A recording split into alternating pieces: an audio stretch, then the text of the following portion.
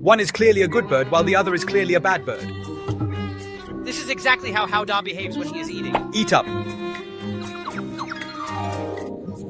Take another look at little Pang Pang. More, and a little bit more. He finished everything. It is raining outside, and he just stays here quietly with me while I am studying.